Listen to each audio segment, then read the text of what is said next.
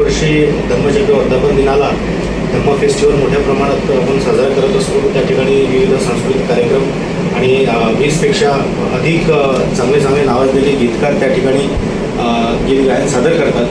तर त्याच अंतर्गत यावर्षी धम्म आयडल ही राज्यस्तरीय एकांकिका स्पर्धा आपण बऱ्याचशा महाराष्ट्राच्या शहरांमध्ये आपण ऑडिशन्स आता घेत आहोत आणि त्याच्यानंतर सेमीफायनल, क्वार्टर फायनल, त्याच्यानंतर सेमीफायनल आणि याचा फायनल राऊंड जो आहे तो धम्म फेस्टिवलच्या मंचावर 14 ऑक्टोबर ते 20 ऑक्टोबरच्या दरम्यान एक दिवस त्याचा ग्रँड फिनाले तो होणार आहे धम्म फेस्टिवलच्या स्टेजवर.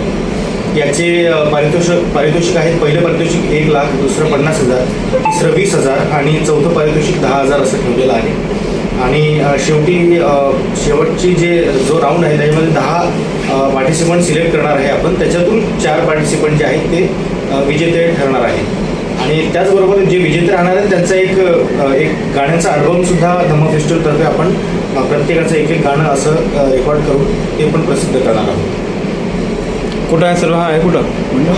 ऑडिशन्स हे विविध ठिकाणी होत आहेत, पण फायनल राऊंड जो आहे तो नागपूरला इंदोरा मैदानावर याचं धम्म फेस्टिवलचं आयोजन होणार आहे.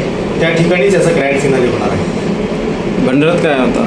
भंडाऱ्याला आता सर ऑडिशन आहे. भंडाऱ्याला 11 जुलैला ऑडिशन आहे, सकाळी 10 वाजतापासून ते सायंकाळी 5 वाजेपर्यंत.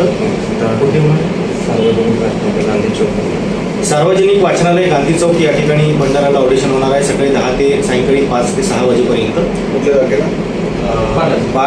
11 जुलैला होणार आहे. 12 जुलैला वर्ध्याला आहे.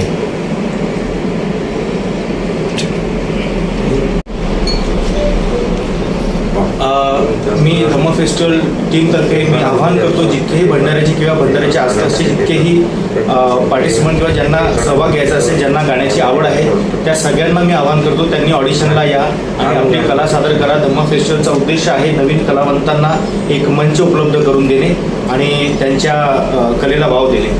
सगळ्यांनी या ऑडिशनला आणि यामध्ये सहभाग घ्या. ऑडिशन कसं फ्री आहे का पैसेच काय? ऑडिशनची एंट्री फीज जी ऑडिशनची आहे ती 200 रुपये आपण ठेवलेली आहे आणि त्याच्यानंतर कुठलीही फी लागणार नाही. त्यानंतर सेमीफायनल, क्वार्टर फायनल जेही सिलेक्शन होत असेल ते त्यांनी सरळ नागपूरला यायचे आहे.